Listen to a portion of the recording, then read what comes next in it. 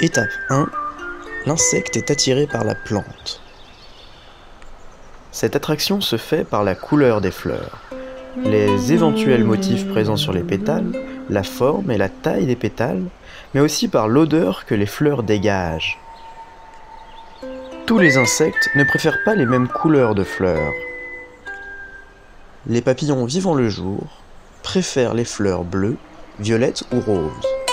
Ceux vivant la nuit préfèrent les fleurs blanches plutôt que les fleurs jaunes. Les insectes sont aussi sensibles à la forme des fleurs. Selon leur forme, les fleurs n'attirent pas les mêmes insectes. Tous les insectes ne peuvent pas se nourrir sur tous les types de fleurs. Par exemple, les papillons qui ont une longue trompe peuvent absorber le nectar au fond de longs tubes sur certaines fleurs, alors que les insectes qui ont des pièces buccales plus courtes ne le peuvent pas. Les insectes sont capables de détecter différents types d'odeurs. Des odeurs fleuries et agréables perceptibles aussi par l'homme. Les hyménoptères et lépidoptères sont souvent attirés par les fleurs présentant ce type d'odeur.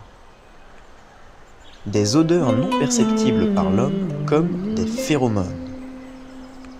Certaines orchidées, entre autres, produisent des odeurs qui miment les phéromones de femelles abeilles, ce qui attire les mâles qui assurent la pollinisation. Des odeurs qui nous paraissent désagréables comme des odeurs de viande en décomposition. Les diptères sont souvent attirés par ce genre d'odeur. Ces odeurs peuvent être produites par différentes parties de la fleur, les pétales, le pollen, le nectar.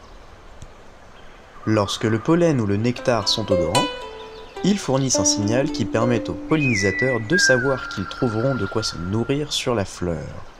Cela permet d'éviter les visites inutiles sur des fleurs qui viennent d'être visitées par un autre insecte et qui n'ont donc plus de nectar, ou sur des fleurs immatures qui ne produisent pas encore de pollen.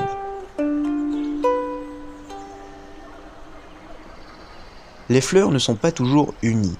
Elles peuvent présenter des points, des lignes ou des taches qui permettent à l'insecte de trouver le nectar.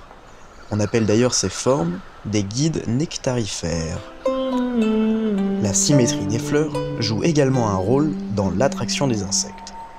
Les fleurs à symétrie radiale, sur lesquelles les insectes peuvent se poser dans différentes positions, attirent souvent plus d'insectes différents que les fleurs à symétrie bilatérale. La forme des fleurs apporte des informations à l'insecte sur la façon de se poser.